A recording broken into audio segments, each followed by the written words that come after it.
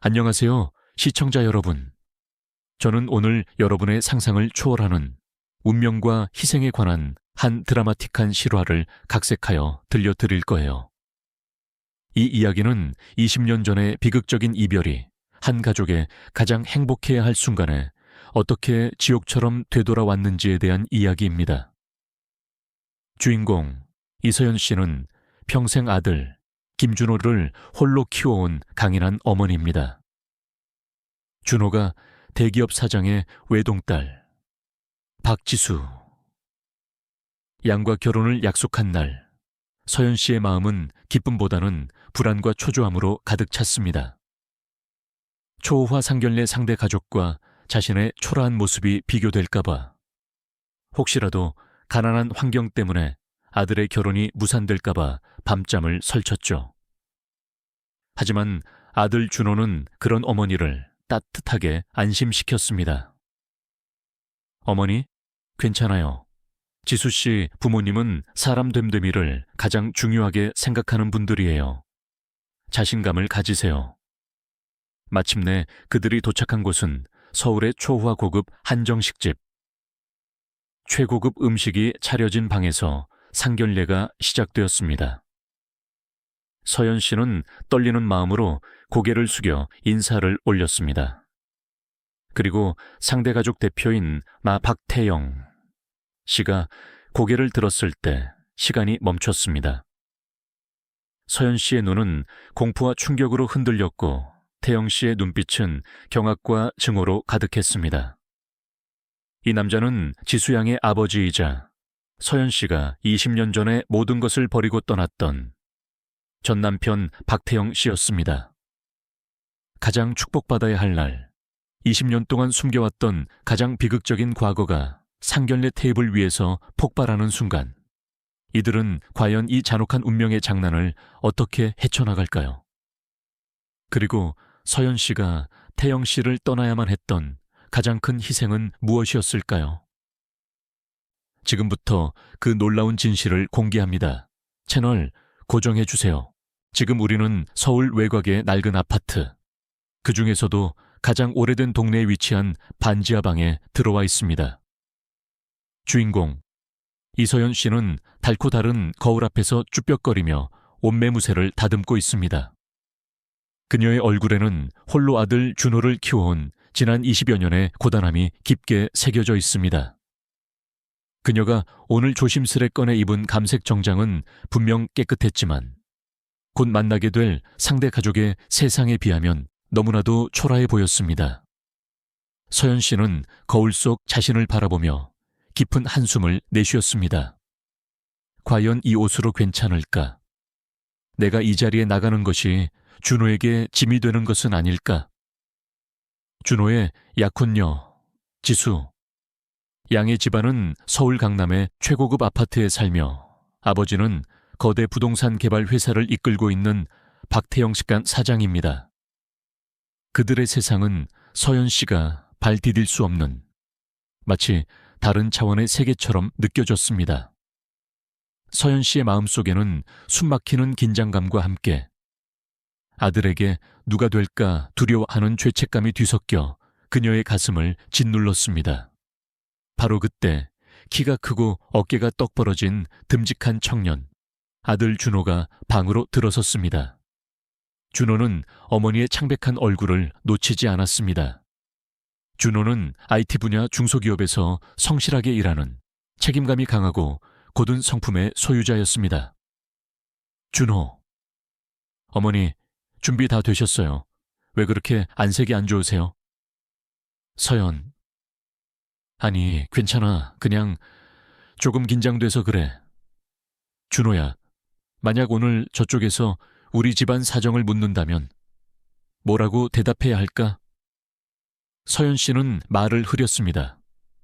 이 낡은 집, 그리고 그녀가 해온 일, 이 모든 것을 태영 사장 가족에게 어떻게 설명해야 할지 막막했습니다.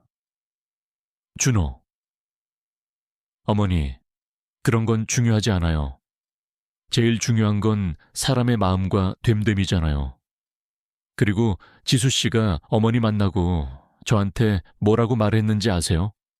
어머님처럼 훌륭하고 멋진 분을 우리 가족으로 모시고 싶다고 했어요. 어머니, 자신감을 가지세요. 지수 씨 부모님 두 분 다 정말 좋은 분들이에요. 준호의 따뜻한 말 한마디는 서연 씨의 얼어붙었던 마음을 녹이는 듯 했습니다. 서연 씨는 그제야 미소를 지으며 아들의 손을 잡았습니다. 그래, 고맙다. 이제 가자. 준호는 외투를 들고 어머니를 부축했습니다.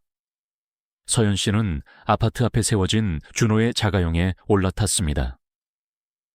떨리는 손으로 안전벨트를 메고 창밖으로 익숙한 동네 풍경이 멀어지는 것을 바라보았습니다. 곧 차는 큰 도로에 접어들었고 도심의 심장부, 강남의 화려한 풍경 속으로 빨려 들어가기 시작했습니다. 잠시 후 준호가 앞을 가리켰습니다. 어머니, 저기에요. 도착한 곳은 겉모습부터 범접할 수 없는 품격이 느껴지는 최고급 한정식 전문 레스토랑이었습니다. 서연 씨는 이런 곳에서 식사를 해본 적이 한 번도 없었습니다. 입구에 들어서자 품위 있는 한복을 차려입은 종업원이 정중하게 고개를 숙여 맞이했습니다. 어서 오세요. 예약 손님이십니까? 준호가 박지수 이름으로 예약했다고 하자 종업원은 기다리고 있었습니다라며 그들을 안으로 안내했습니다. 식당 내부는 더욱 놀라웠습니다. 은은한 조명, 고급스러운 인테리어, 조용하면서도 기품 있는 분위기. 서연 씨가 압도당한 그때 멀리서 밝은 목소리가 들려왔습니다. 어머님, 준호의 약혼녀 지수였습니다. 늘씬한 키와 단아한 외모의 지수양은 서연 씨에게 다가와 공손히 인사했습니다. 오시는 길 힘드셨죠? 오늘 정말 아름다우세요. 서연 씨는 진심으로 지수양을 마음에 들어 했습니다. 그녀는 겸손하고 마음이 따뜻했으며 만날 때마다 서연 씨를 진심으로 존경하는 태도를 보였습니다. 지수양은 서연 씨의 팔을 부드럽게 감싸고 예약된 방으로 안내했습니다.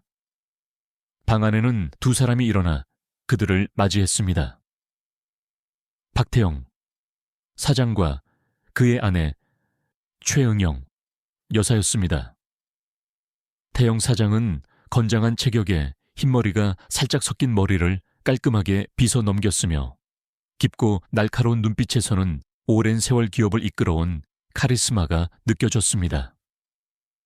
최은경 여사 역시 우아하고 품격 있는 인상으로 서연 씨를 맞았습니다. 태영, 어서 오셨습니다. 준호, 처음 뵙겠습니다. 오늘 귀한 자리 마련해 주셔서 감사합니다. 서연 씨도 이에 맞춰 깊이 고개를 숙였습니다. 처음 뵙겠습니다. 그리고 그들이 인사를 마치고 고개를 들었을 때 그 순간 방 안의 모든 공기가 응고된 듯 얼어붙었습니다.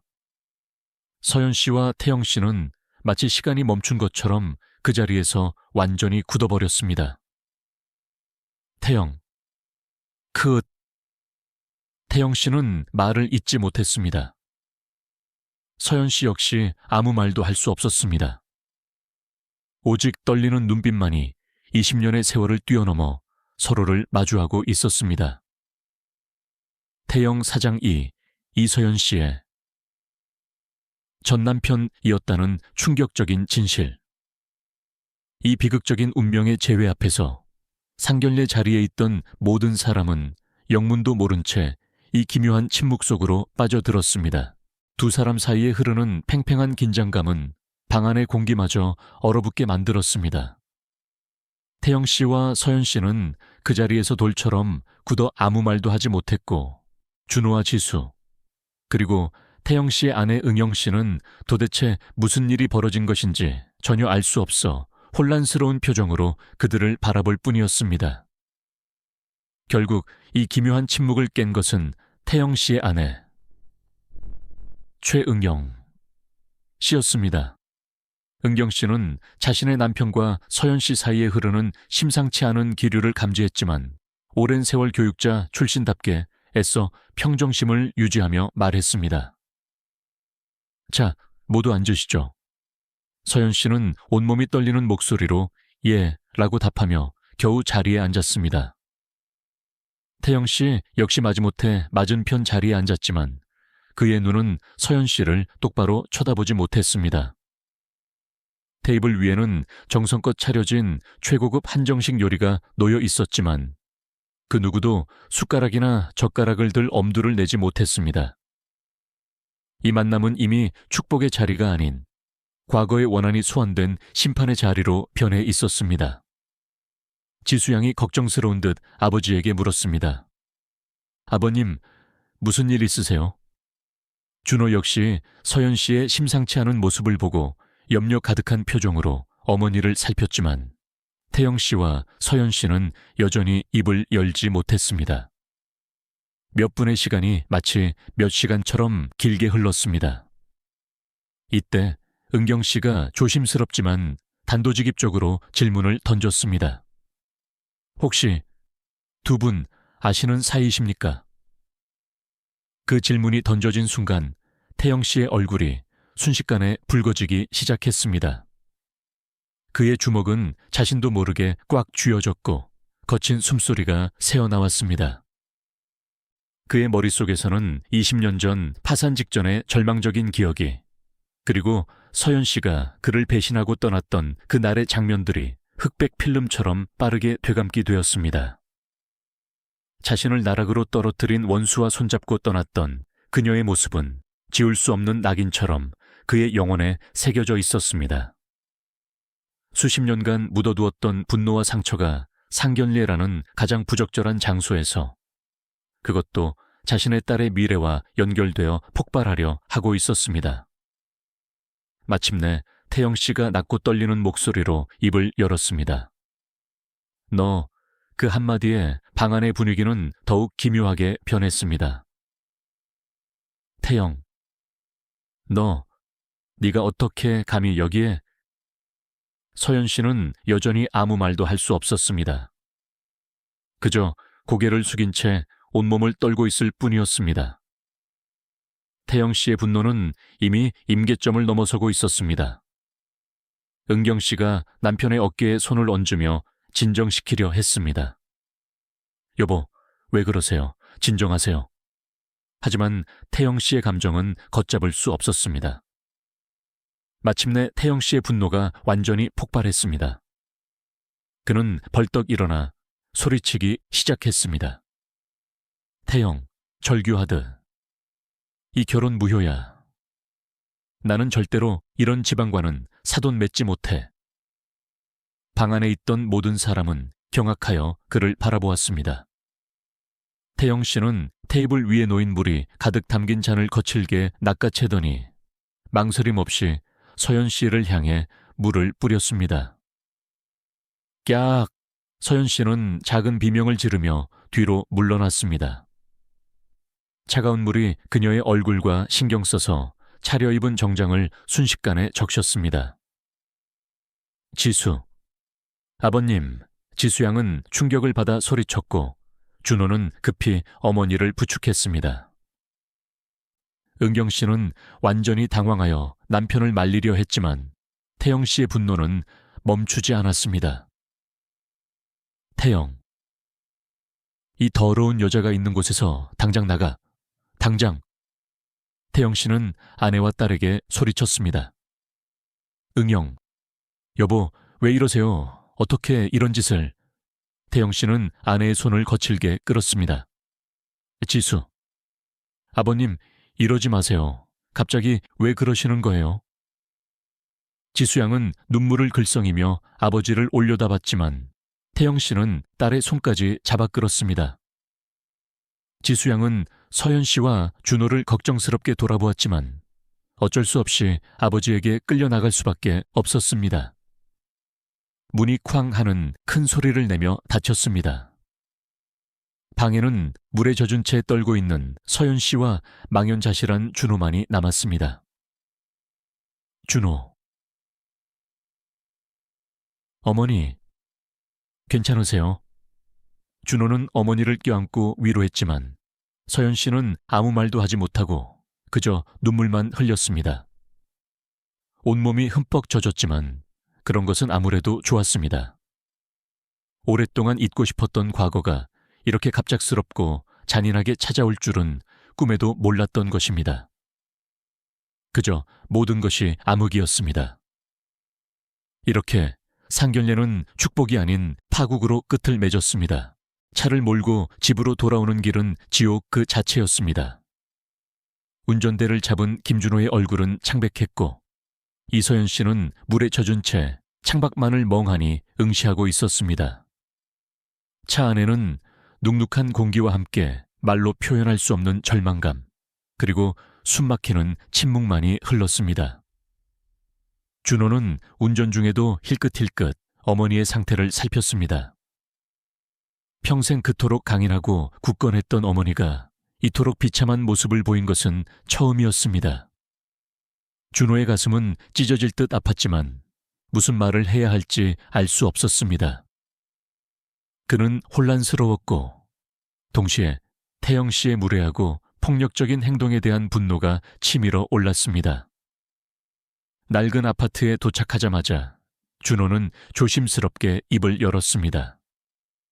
어머니, 일단 옷부터 갈아입으세요. 감기 드시겠어요? 서연 씨는 힘없는 목소리로 그래 그럴게 라고 답한 뒤 방으로 향했습니다. 잠시 후 방에서 나온 서연 씨의 얼굴은 여전히 핏기 없이 창백했습니다. 젖은 머리를 수건으로 대충 문지른 흔적이 역력했고 화장을 지운 얼굴에는 깊은 피로가 새겨져 있었습니다. 서연 씨는 거실 구석의 작은 소파에 털썩 주저앉았습니다. 준호는 어머니의 맞은편, 평소보다 약간 거리를 둔 곳에 조용히 앉았습니다. 그렇게 서로 아무 말 없이 수십 분의 시간이 흘렀습니다. 집안은 텅 빈 것처럼 고요했지만 침묵은 오히려 천둥처럼 고통스러웠습니다. 결국 먼저 입을 연 것은 준호였습니다. 그의 목소리는 떨렸지만 그 안에는 반드시 진실을 알아야겠다는 절박함이 담겨 있었습니다. 준호. 어머니, 대체 무슨 일이에요? 박 사장님과 아는 사이였어요? 정확히 어떤 관계였나요? 서연 씨의 어깨가 미세하게 떨렸습니다. 그녀는 입을 열려다가 다시 닫기를 반복했습니다. 준호는 어머니가 말을 꺼낼 때까지 끈기 있게 기다렸습니다. 준호, 어머니, 천천히 하셔도 돼요. 저한테 말씀해 주세요. 준호의 따뜻한 목소리에 서연 씨의 마음이 조금 풀렸는지 그녀는 깊은 숨을 들이마시고 마침내 입을 열었습니다. 서연, 그분은 박 사장님은 나의 전남편이야. 그 순간 준호의 세상이 무너져 내렸습니다. 온몸에 전기가 통한 듯한 충격이었습니다. 준호, 뭐라고요? 어머니 전남편이요. 말도 안 돼. 준호는 소파에서 벌떡 일어나 거실을 이리저리 서성거리기 시작했습니다. 그의 목소리가 점점 커졌습니다. 말이 안 돼요. 대체 어떻게 그런 일이? 그럼 어머니, 설마 제 친아버지는 아니시죠? 그 질문에 서연 씨는 고개를 끄덕였습니다. 그래, 우리 사이에는 아이가 없었어. 준호는 다시 소파에 털썩 주저앉았습니다. 눈이 충혈되어 붉게 물들었습니다. 안도의 한숨이 잠깐 나왔지만 곧이어 더 큰 절망이 덮쳐왔습니다. 준호, 어머니, 그러면 결혼할 수 있는 거잖아요? 저와 지수 씨의 결혼 말이에요. 법적으로 우리가 결혼 못할 이유가 없잖아요. 준호의 목소리에는 간절함이 묻어 있었습니다. 하지만 서연 씨의 표정은 점점 어두워졌습니다.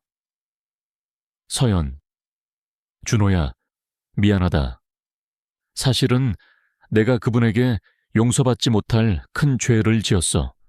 아마 그쪽에서는 어떤 일이 있어도 이 결혼을 반대할 거야. 준호, 죄라니요? 대체 무슨 죄를 지었다는 거예요? 서연 씨는 고개를 저었습니다. 그 과거는 너무나도 고통스러웠고 아들에게 차마 다 말할 수 있는 이야기가 아니었습니다. 그건 아주 복잡한 문제란다. 준호. 어머니. 준호는 소파에서 다시 일어섰습니다. 도대체 무슨 일이 있었는지 저에게 솔직하게 말씀해 주세요. 제가 중간에서 잘 해결해 볼게요. 서연. 안 돼, 준호야. 그건 네가 해결할 수 있는 문제가 아니야. 어머니가 자신을 자책하는 모습을 보자 준호는 가슴이 미어졌지만 동시에 분노가 치밀어 올랐습니다. 그는 이 상황을 만든 어머니의 오랜 비밀에 대해 원망하는 마음을 감출 수 없었습니다. 준호, 저는 지수 씨 없이는 살 수 없어요. 지수 씨는 제 인생에서 가장 소중한 여자란 말이에요. 준호는 주먹을 꽉 쥐었습니다. 어머니는 모르실 거예요. 지수 씨가 저에게 얼마나 소중한지. 서연 씨의 가슴은 찢어질 듯 아팠습니다. 준호의 목소리는 점점 절규에 가까워졌습니다. 준호, 이제 와서 이런 일이 생겨서 우린 대체 어떻게 해야 하는 건데요? 준호는 더 이상 말을 잇지 못하고 고개를 숙인 채 어깨를 떨었습니다. 서연 씨는 당장이라도 달려가 아들을 안아주고 싶었지만 어떤 위로의 말도 건넬 수 없었습니다. 서연, 정말 미안하다. 그것이 서연 씨가 할 수 있는 유일한 말이었습니다. 준호는 눈물 범벅이 된 얼굴로 어머니를 노려보더니 결국 등을 돌려 무거운 발걸음으로 자기 방을 향했습니다. 서연 씨가 준호야 라고 불렀지만 준호는 뒤돌아보지 않았습니다. 방문이 쾅 닫히는 소리가 온 집안을 울렸습니다. 그리고 서연 씨는 거실에 홀로 남겨졌습니다. 과거의 죄책감과 아들에 대한 미안함 속에서 그녀의 고통스러운 과거의 비밀은 여전히 그들의 삶을 집어삼키고 있었습니다. 아들 준호가 방문을 쾅 닫고 들어간 그날 이후 서연 씨의 집안 분위기는 문자 그대로 지옥으로 변했습니다. 준호는 방에서 나오지 않았습니다. 서연 씨가 아무리 문을 두드려도 준호야, 밥 먹자. 준호야, 회사 늦겠다. 라고 불러도 아무런 대답이 없었습니다. 서연 씨는 문 앞에서 한참을 서성이다 결국 포기하고 돌아섰습니다. 이틀째도 사흘째도 마찬가지였습니다. 밤이 되면 고통은 더욱 심해졌습니다. 서연 씨는 침대에 누워도 잠을 이룰 수 없었습니다. 베개에 얼굴을 묻고 소리 죽여 울었습니다. 내 과거만 아니었으면 내 아들은 지금쯤 행복한 결혼 준비를 하고 있었을 텐데. 스스로를 향한 자책감은 그녀를 점점 더 깊은 나락으로 끌어내렸습니다. 그러던 어느 날 아침이었습니다. 서연 씨는 일찍 일어나 부엌으로 향했습니다.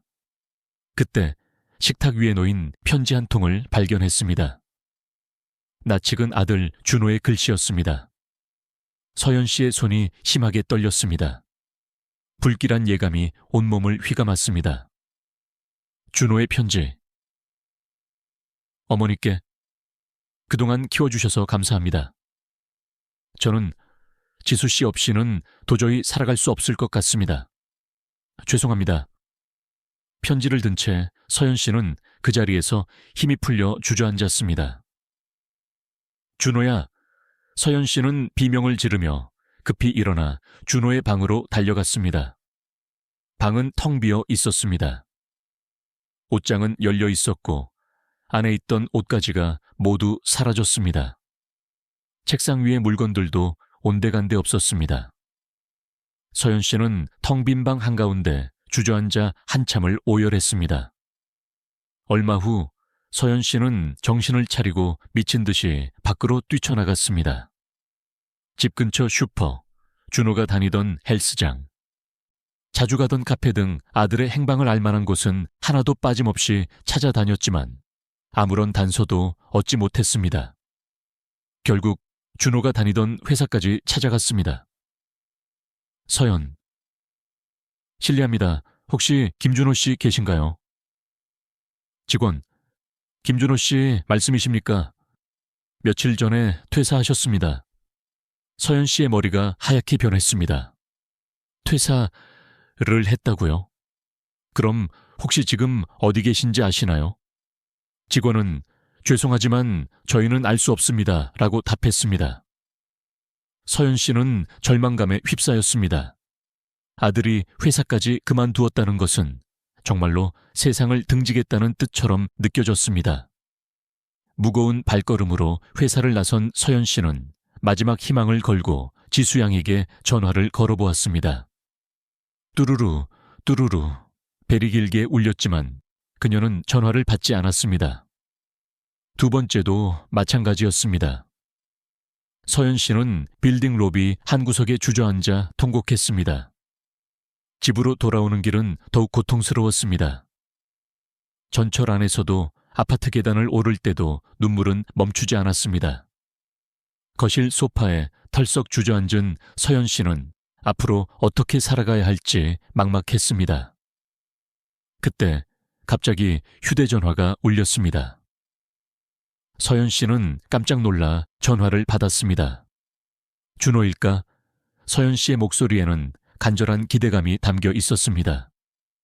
하지만 수화기 너머로 들려온 것은 준호의 목소리가 아닌 분노에 찬 남자의 목소리였습니다. 태영. 이서연, 너였군. 내 아들 교육을 어떻게 시킨 거야? 서연 씨는 온몸이 얼어붙었습니다. 박태영 사장이었습니다. 태영 씨의 경로는 멈추지 않았습니다. 내 아들 때문에 내 딸, 지수 또 가출했잖아. 이거 어떻게 책임질 거야? 당장 찾아내, 당장 데려와. 서연 씨의 머리는 더욱 하얘졌고 가슴이 찢어지는 듯 아팠습니다. 서연. 정말 죄송합니다. 저도 지금 찾고 있어요. 조금만 기다려주세요. 서연 씨는 필사적으로 애원했지만 태영 씨는 들은 척도 하지 않고 전화를 끊어버렸습니다. 다음 날부터 서연 씨는 다시 아들을 찾아 나섰습니다. 하지만 밤늦도록 아무런 소식도 없었습니다. 그러던 어느 날 밤, 갑자기 휴대전화가 울렸습니다. 낯선 번호였습니다. 서연 씨는 심장이 두근거리는 것을 느끼며 전화를 받았습니다. 긴박한 목소리. 여보세요. 김준호 씨 가족 되십니까? 서연. 네, 맞는데요. 무슨 일 있으세요? 긴박한 목소리. 환자 상태가 위험합니다. 당장 오셔야 합니다. 서연 씨의 심장이 멎는 듯 했습니다. 네? 위험하다고요? 긴박한 목소리. 네, 저희는 충청도의 한 병원입니다. 급히 와주세요. 전화가 끊겼습니다. 서연 씨는 급히 옷을 갈아입고 밖으로 뛰쳐나갔습니다. 간신히 택시를 잡아 충청도까지 먼 길을 달려갔습니다. 차 안에서 서연 씨는 간절히 기도했습니다. 제발 무사해야 한다. 몇 시간이 하루처럼 느껴졌습니다. 마침내 병원에 도착한 서연 씨는 급히 안내 데스크로 달려갔습니다. 그곳에서 간호사에게 충격적인 소식을 들었습니다. 환자분은 화재가 발생한 빈 아파트에서 잠들어 있다가 연기를 많이 마셨습니다. 일산화탄소 중독적으로 의식을 잃은 상태입니다. 다행히 생명에는 지장이 없지만 하루 이틀은 깨어나지 못할 수도 있습니다. 서연 씨는 안도의 눈물을 흘렸습니다. 그럼 나아지는 거죠? 간호사는 고개를 끄덕였습니다. 그리고 간호사는 덧붙였습니다. 그리고 김준호 씨와 함께 있던 여성분은 다른 병실에 계십니다. 그분 역시 연기를 마셔 의식을 잃은 상태입니다. 서연 씨의 마음은 다시 무거워졌습니다. 준호와 함께 있던 여성 바로 지수였습니다.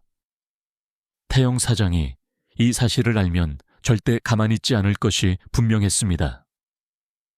비극적인 운명은 끝없이 그들을 시험하고 있었습니다. 서연 씨가 병원 복도에서 잠시 화장실을 다녀오기 위해 나왔을 때였습니다. 멀리서 낯익은 격앙된 목소리가 들려왔습니다. 박태영 사장이었습니다.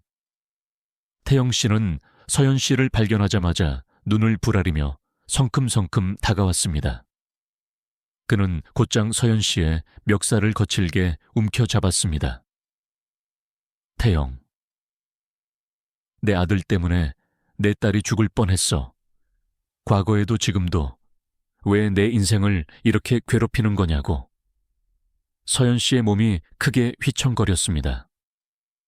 그녀는 저항하지 않고 그저 눈물을 흘리며 죄송합니다. 정말 죄송합니다. 라고 반복할 뿐이었습니다. 병원 복도에 있던 사람들이 모두 놀라 이쪽을 쳐다보기 시작했습니다. 응영, 여보, 그만하세요. 여기 병원이에요. 태영 씨의 아내, 최응영 씨가 급히 달려와 남편을 말렸습니다. 그녀는 남편의 팔에 손을 얹으며 간절하게 호소했습니다. 이게 어째서 준호 씨나 서연 씨의 잘못이에요. 아무리 화가 나도 여자에게 이렇게 폭력적으로 대하는 건 당신답지 않아요. 정신 차리세요. 간호사들까지 달려와 소란을 진정시키려 했습니다. 태영 씨는 마지못해 서연 씨에게서 손을 놓았습니다.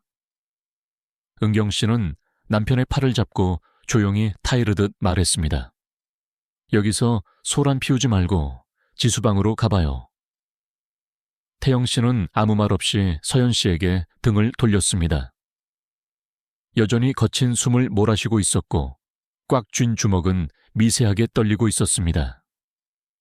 서연 씨는 그 자리에 홀로 남아 잠시 멍하니 서 있었습니다. 목덜미가 아직도 화끈거렸고 태영 씨에게 잡혔던 옷깃은 구겨져 있었습니다. 그녀는 이 모든 것이 악몽이기를 바랐지만 현실이었습니다. 그날 밤 지수양의 병실에서는 태영 씨와 은경 씨 사이에 무거운 대화가 오갔습니다. 은경 씨는 남편 옆에 조용히 앉아 잠든 딸을 바라보았습니다. 은경, 여보, 그녀는 부드럽지만 단호한 목소리로 입을 열었습니다.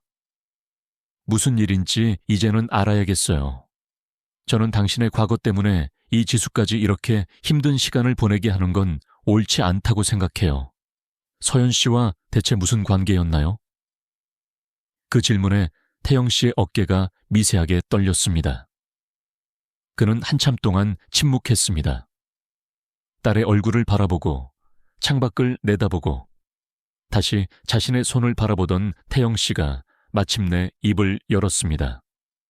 태영, 결혼 후 사업에 실패해서 절망하고 있을 때 그녀는 나를 버리고 돈 많은 남자와 바람이 나서 떠났어. 그것도 내 사업을 무너뜨린 장본인과 손을 잡고. 은경 씨는 남편의 말을 조용히 들었습니다. 예상했던 것보다 훨씬 더 고통스러운 과거였습니다. 이제야 남편의 모든 격앙된 행동이 이해되는 듯 했습니다. 태영, 그때는 정말 자살까지 생각할 만큼 힘들었어. 그래서 그녀의 얼굴을 보는 순간 그때의 기억이 되살아나서 참을 수가 없었어. 태영 씨의 목소리는 떨렸고 눈에는 눈물이 고이기 시작했습니다. 수십 년간 가슴 깊은 곳에 묻어두었던 상처가 다시 터져 나오는 듯 했습니다. 은경 씨는 남편의 어깨에 조용히 손을 얹었습니다. 힘들었겠네요, 여보. 그녀의 목소리에는 진심 어린 공감이 담겨 있었습니다. 은경, 당신의 마음은 충분히 이해해요. 아니, 직접 겪은 당신은 몇십 배는 더 고통스러웠겠죠. 하지만 이미 수십 년 전의 일이에요. 그 일 때문에 우리 딸까지 이렇게 고통받고 힘들어 해야 하는 걸까요? 그녀의 말에 태영 씨는 고개를 들어 산소 마스크를 쓰고 누워있는 딸 지수양을 바라보았습니다. 응영. 어른들의 문제는 어른들 선에서 정리하고 아이들의 문제는 아이들의 문제로 생각하는 것이 현명한 선택일 거예요. 그리고 잘 생각해봐요. 우리가 지수 때문에 이렇게 가슴 아파하는 것만큼 서연 씨도 고통스러울 거예요. 유일한 가족인 아들이 가출하고 그 아들이 우리 딸까지 데리고 나갔으니 얼마나 마음이 찢어지고 불안했겠어요. 은경 씨의 말이 이어질수록 태영 씨는 고개를 숙였습니다. 아내의 말이 하나하나 옳다는 것을 인정할 수밖에 없었습니다. 그는 자신의 행동을 되돌아봤습니다. 아무리 과거에 상처를 받았다고 해도 병원에서 그렇게 폭력적으로 행동한 것은 잘못이었습니다. 태영. 아, 내가 너무 심했어. 태영 씨가 마침내 입을 열었습니다. 은경 씨는 조용히 안도의 한숨을 내쉬었습니다. 태영. 아이들끼리 서로 원하고 사랑하는데 내 개인적인 감정으로 방해할 수는 없겠지. 태영 씨의 목소리가 조금씩 부드러워졌습니다. 그렇게 밤은 깊어갔습니다. 다음날 아침 은경 씨는 남편에게 조심스럽게 제안했습니다. 여보, 우리 서연 씨랑 잠깐 이야기해보는 게 어때요? 병원 1층에 카페가 있어요. 태영 씨는 고개를 끄덕였습니다. 그는 마침내 자신이 알고 있던 배신이 전부가 아닐지도 모른다는 직감을, 그리고 그 오랜 오해를 풀 때가 왔음을 깨달았습니다. 이른 아침 병원 1층 카페는 조용하고 차분한 분위기였습니다. 은경 씨는 태영 씨와 서연 씨를 가장 조용한 구석 테이블에 마주 앉게 했습니다. 따뜻한 김이 피어오르는 커피 2잔이 테이블 위에 놓였습니다. 잠시 세 사람 사이에 어색하고 무거운 침묵이 감돌았습니다. 은경 씨가 먼저 입을 열었습니다. 두 분의 과거에 대해서는 모두 들었습니다. 하지만 이제는 많은 시간이 흘렀어요. 앞으로 남은 인생이 더 긴 아이들을 위해서라도 두 분이 허심탄회하게 이야기 나누시고 과거의 일은 깨끗하게 정리해 주셨으면 합니다. 은경 씨는 말을 마친 후 조용히 자리에서 일어났습니다. 더 이상 자신이 개입할 일이 아니라고 판단한 것입니다. 저는 지수 상태를 보고 올게요. 은경 씨는 미소를 지으며 카페를 나섰습니다. 그녀는 이 시간이 두 당사자가 해묵은 응어리를 풀어야 할 유일한 기회임을 알고 있었습니다. 은경 씨가 자리를 뜬 후 태영 씨와 서연 씨는 마치 얼음 조각처럼 굳은 채 앉아 있었습니다. 태영 씨는 두 손으로 커피잔을 감싸 쥐었지만 그의 손은 미세하게 떨리고 있었습니다. 서연 씨 역시 테이블 위 커피잔만 바라보며 입술을 굳게 다물었습니다. 마침내 태영 씨가 고개를 들었습니다. 그의 목소리는 거의 들리지 않을 정도로 작았지만 그 안에 담긴 진심은 카페 전체에 울려 퍼질 만큼 절박했습니다. 태영, 미안했다. 태영 씨의 첫 마디가 얼음 같던 공기를 갈랐습니다. 서연 씨는 놀란 듯 고개를 들어 태영 씨를 바라보았습니다. 그의 얼굴에는 어제의 경로 대신 깊은 후회와 사죄의 마음이 떠올라 있었습니다. 태영, 어제 내가 너무 심했어. 정말 미안했다. 태영 씨의 목소리는 점점 더 떨렸습니다. 서연 씨는 태영 씨의 사과를 듣는 순간 더 이상 참을 수 없었습니다.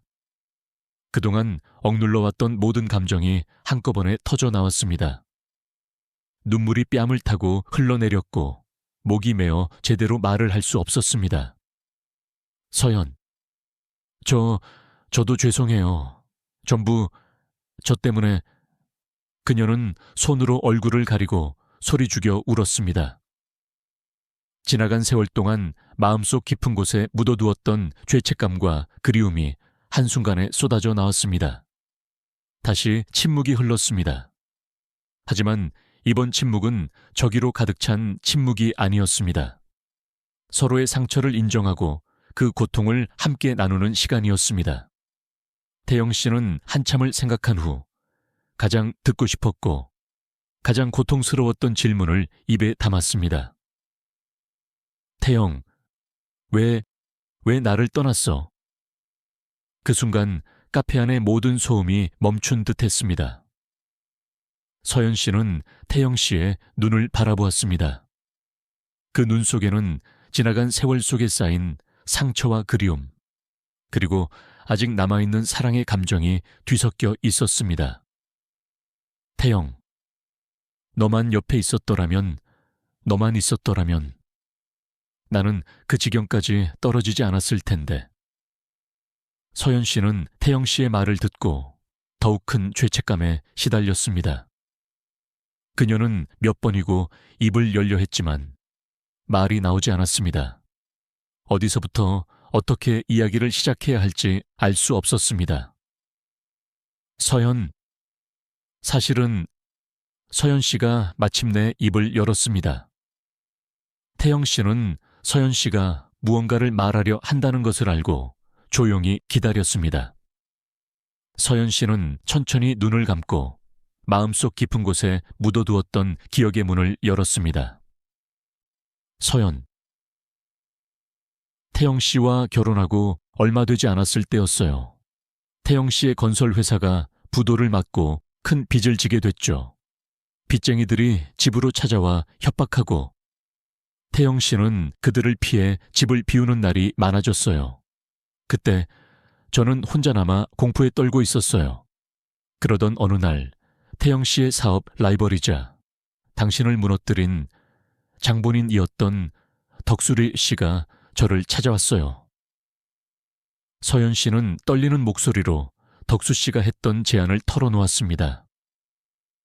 서연, 그는 제게 네가 내게 오면 네 남편의 빚을 모두 갚아주고 태영의 사업도 다시 일으켜 세울 수 있게 해주겠다고 했어요.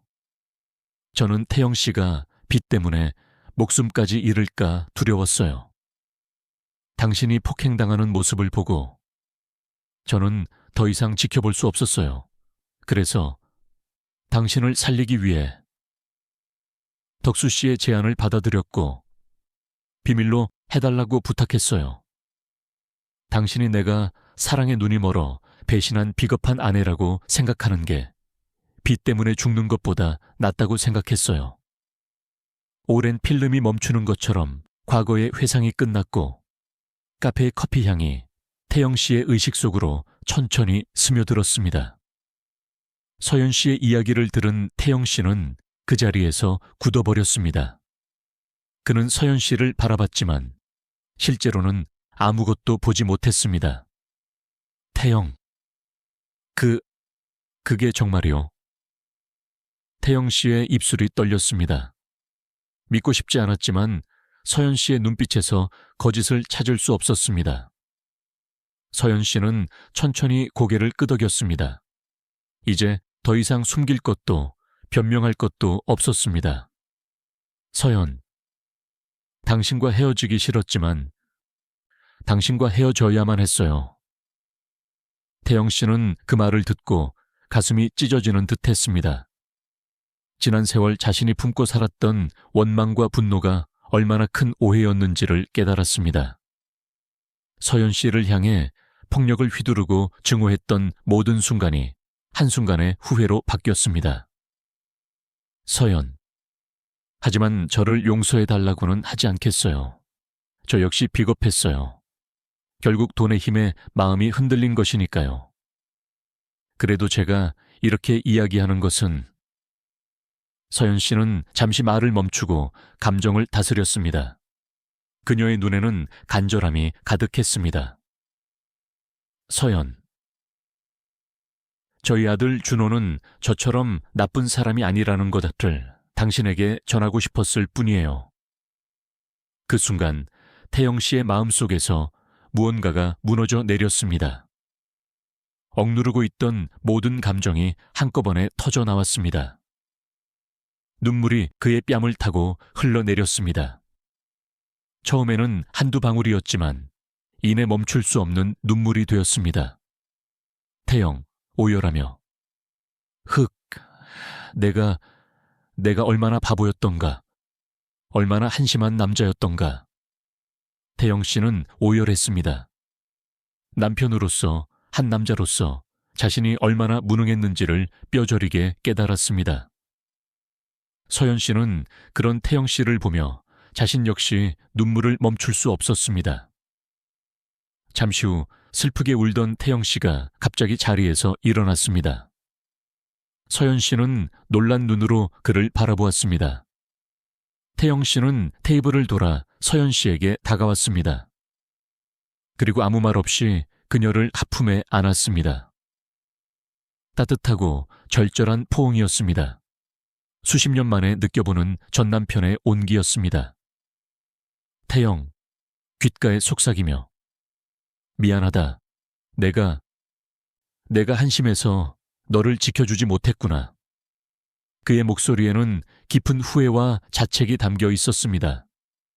내가 더 강했다면, 내게 더 힘이 있었다면 너에게 그런 선택을 하게 하지 않았을 텐데. 태영 씨는 서연 씨를 더욱 힘껏 끌어안았습니다. 서연 씨 역시 태영 씨를 끌어안고 눈물을 흘렸습니다. 저도 미안해요. 그때 당신을 버리고 상처 주어서. 두 사람은 그렇게 서로를 안고 한참 동안 울었습니다. 수십 년간 쌓였던 오해와 상처가 그 순간 눈물과 함께 모두 씻겨 내려갔습니다. 서로를 안고 흘린 눈물이 마른 후 두 사람은 다시 자리에 앉았습니다. 태영 씨는 서연 씨의 손을 잡았습니다. 거칠어진 손이었지만 여전히 따뜻했습니다. 그는 서연 씨의 얼굴을 바라보며 조심스럽게 물었습니다. 그러면 준호는 어떻게 된 거야? 그 덕수라는 사람의 아들인가? 서연 씨는 고개를 저었습니다. 아니요, 저희는 아이가 없었어요. 준호는 사실 입양아예요. 태영 씨는 그 말을 듣고 마치 벼락을 맞은 듯 했습니다. 모든 것이 엉켜있던 실타래가 하나씩 풀려나가는 듯 했습니다. 하지만 이제 더 이상 과거는 중요하지 않았습니다. 태영 씨는 서연 씨의 손을 더욱 강하게 잡았습니다. 정말 힘들었겠구나. 서연 씨는 태영 씨의 따뜻한 위로에 마음이 조금씩 평온해지는 것을 느꼈습니다. 태영 씨는 잠시 생각에 잠긴 후 현실적인 이야기를 꺼냈습니다. 하지만 세월은 이렇게 무정하게 흘러가는구나. 지금 내게는 소중한 아내와 딸이 있어. 서연 씨는 고개를 끄덕였습니다. 그것이 지금 두 사람 사이에 놓인 현실이라는 벽이었습니다. 태영 씨는 따뜻한 눈빛으로 서연 씨를 바라보며 말했습니다. 하지만 준호와 우리 지수가 결혼하면 우리는 가족으로서 행복하게 지낼 수 있을 거야. 어떻게 생각하나? 태영 씨의 제안에 서연 씨의 얼굴에 희미한 미소가 떠올랐습니다. 비록 옛날처럼 부부가 될 수는 없을지라도 새로운 형태의 가족이 될 수 있다는 것만으로도, 그리고 아들이 원하는 것을 이루어줄 수 있다는 것만으로도 충분히 행복했습니다. 서연, 그럼 저희는 친척이 되는 거네요. 서연 씨가 눈물을 흘리며 미소 지었습니다. 태영, 그래, 그렇게 되겠지. 태영 씨도 함께 웃었습니다. 그들의 웃음소리가 카페 안에 따뜻하게 울려 퍼졌습니다. 그 순간 은경 씨가 황급히 카페로 들어왔습니다. 그녀의 얼굴에는 기쁨과 안도가 가득했습니다. 은경, 서연 씨, 여보, 준호 씨가 깨어났어요.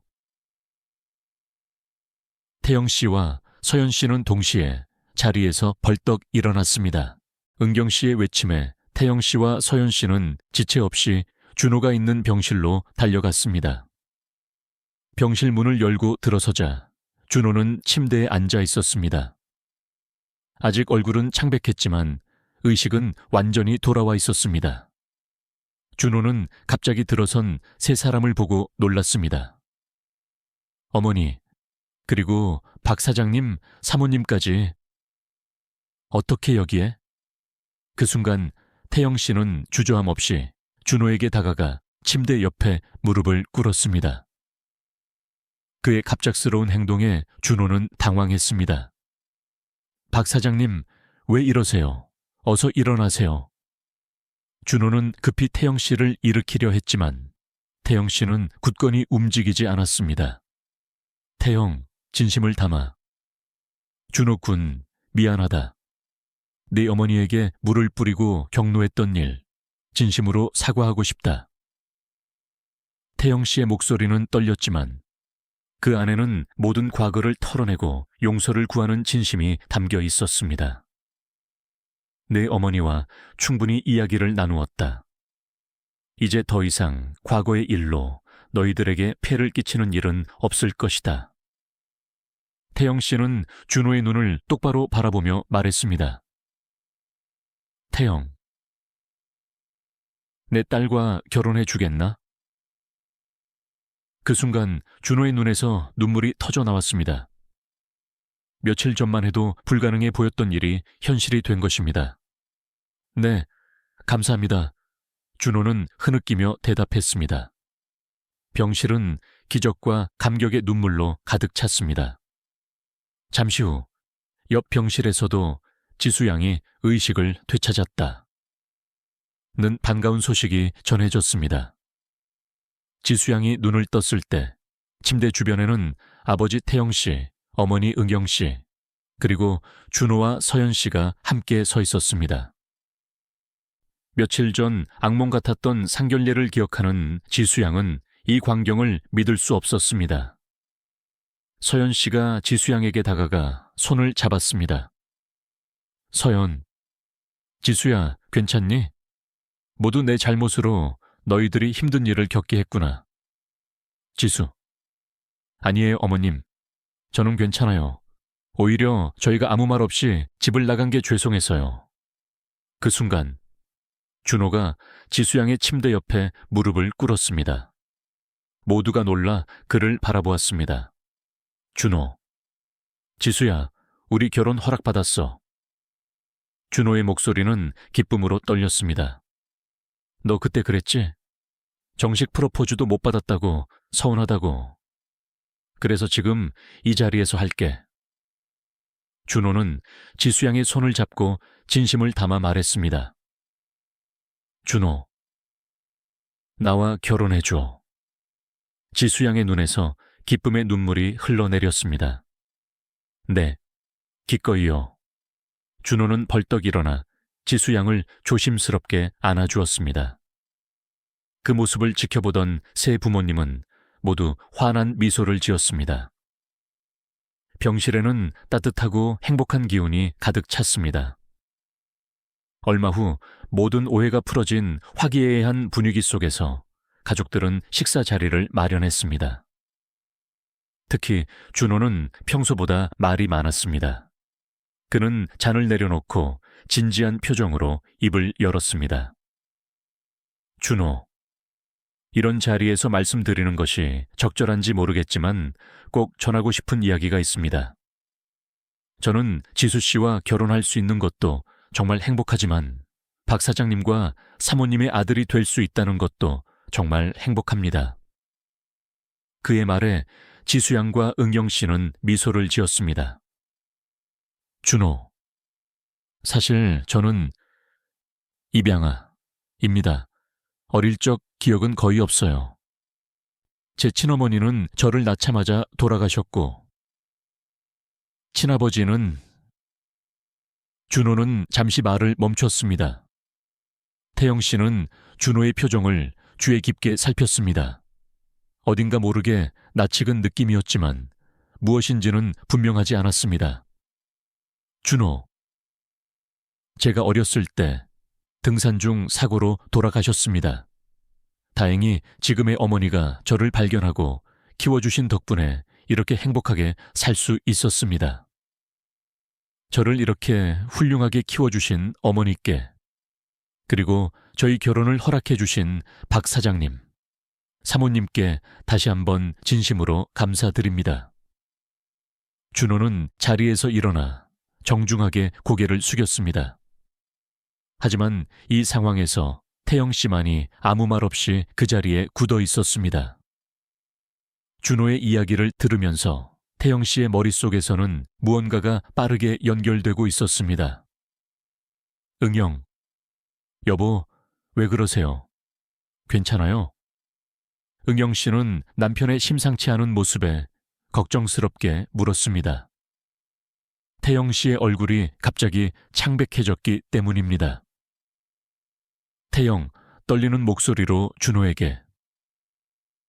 혹시 실례가 안 된다면 네, 친부의 성함을 여쭤봐도 될까? 준호는 이 질문이 조금 의아했지만 공손하게 대답했습니다. 정민수입니다. 그 순간 태영 씨의 몸이 크게 요동쳤습니다. 정민수, 태영 씨의 심장이 급격히 고동치기 시작했습니다. 1995년, 바로 그 해였습니다. 그가 평생 잊을 수 없는 그 해. 태영 씨는 마치 벼락을 맞은 것처럼 온몸이 경직되었습니다. 설마 그의 눈에서 갑자기 눈물이 쏟아져 나왔습니다. 그는 주저앉아 하염없이 울기 시작했습니다.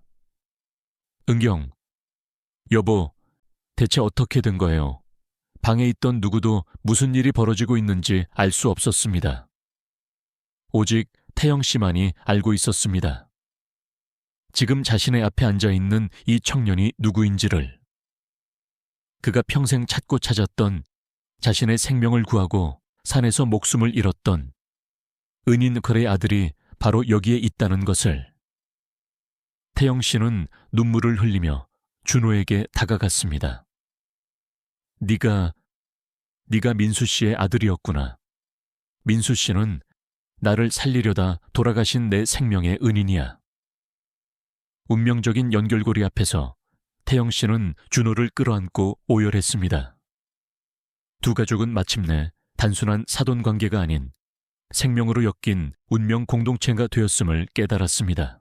운명적인 재회 후 태영 씨는 천천히 서연 씨에게 다가갔습니다.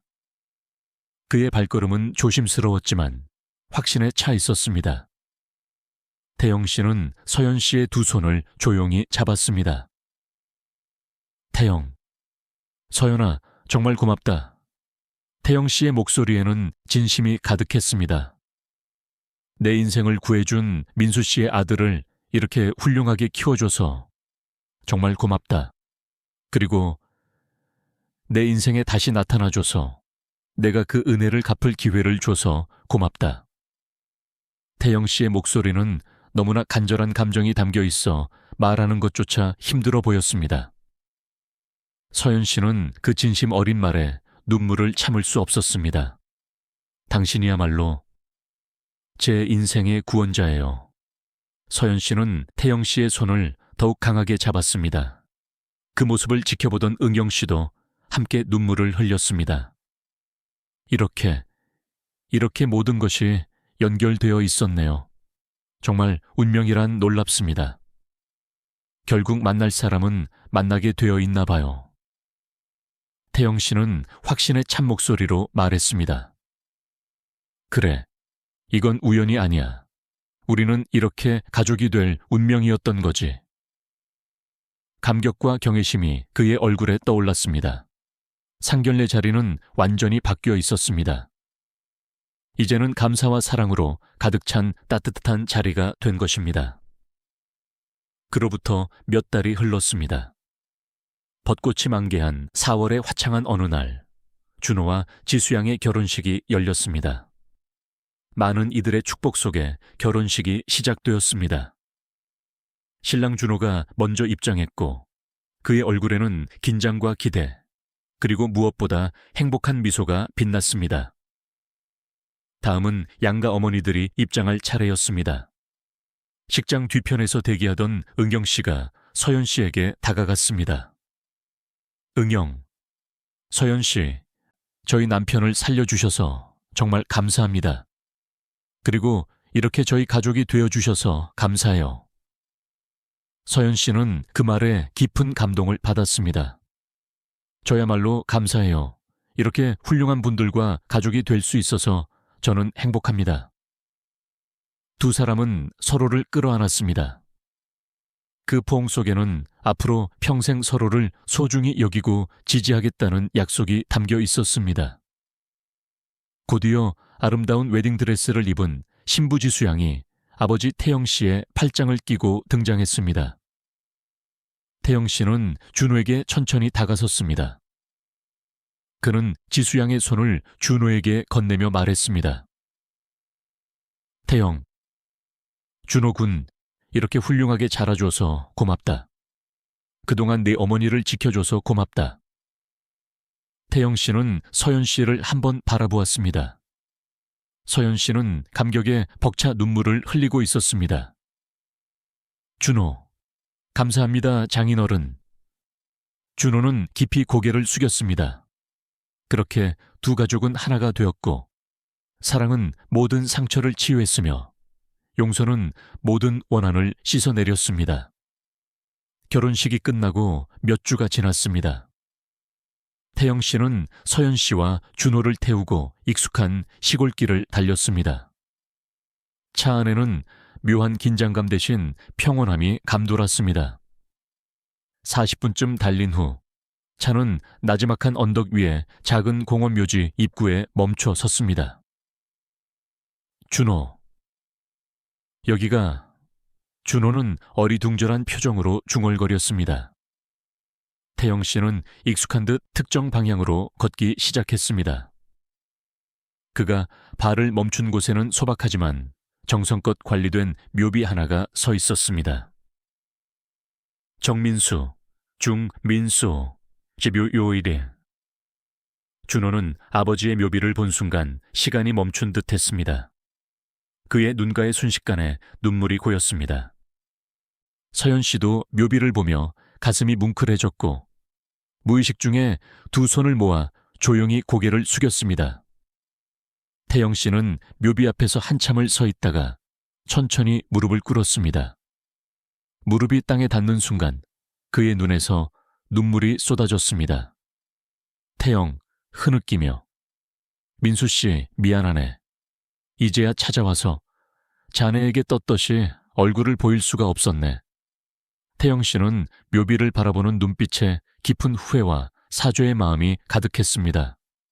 이제야 오게 되어 정말 미안하다네. 민수 씨 덕분에 나는 이렇게 잘 살고 있네. 태영, 그리고 자네의 아들이 우리 가족이 되었네. 정말 훌륭하게 자랐다네. 자네를 닮아 따뜻하고 착한 아이로. 내가 농담처럼 말했잖나. 나중에 딸 낳으면 자네 아들과 결혼시키자고. 정말 그렇게 되었네. 운명처럼. 태영 씨의 목소리에는 놀라움과 감격이 뒤섞여 있었습니다. 서연 씨도 천천히 묘비로 다가갔습니다.